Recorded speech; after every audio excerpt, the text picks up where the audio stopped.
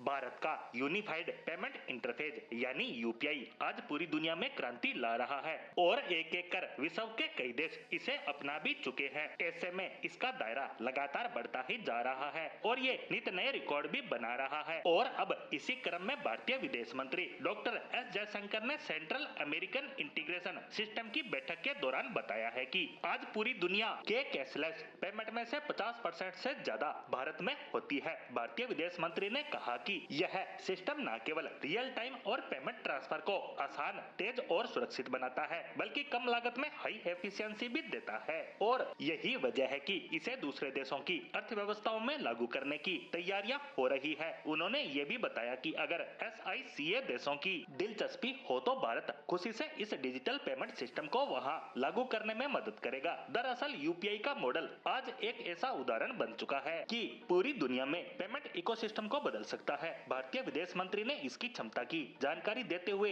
इस प्रोग्राम में कहा कि हमें इस बात से बहुत उत्साह होता है कि भारतीय कंपनियों की SICA देशों और उनकी अर्थव्यवस्थाओं में निवेश को लेकर रुचि लगातार बढ़ रही है, खासकर कृषि, नवीकरणीय ऊर्जा, फार्मास्यूटिकल और सूचना तकनीक जैसे क्षेत्रों में। और ये वो क्षेत्र है जिसमें भारत पारंपरिक रूप से बहुत मजबूत हो रहा है। साथ ही हमारे पास एक डिजिटल भुगतान प्रणाली है जिसे हम यूपीआई कहते हैं। इसने रियल टाइम में पेमेंट ट्रांसफर करना बेहद ही सुरक्षित, आसान और तेज बना दिया है। इसी कारण इसने जबरदस्त सफलता हासिल की है। वास्तव में आज दुनिया में होने वाले कैशलेस पेमेंट का आधे से ज्यादा हिस्सा भारत में हो रहा है। कम लागत और उच्च क्षमता वाला यह सिस्टम दूसरे देशों के लिए भी आसान भुगतान प्रणालियों में बड़ा बदलाव ला सकता है। अगर सेंट्रल अमेरिका के देश चाहे तो हम खुशी खुशी उनके साथ मिलकर इस पेमेंट सिस्टम को वहां लागू करने में मदद करेंगे। बता दें कि भारतीय यूपीआई न केवल देश के भीतर बल्कि पूरी दुनिया में कैशलेस इकोनॉमी का मॉडल बन गया है। इसने न केवल आम नागरिकों को फायदा पहुंचाया है बल्कि छोटे बड़े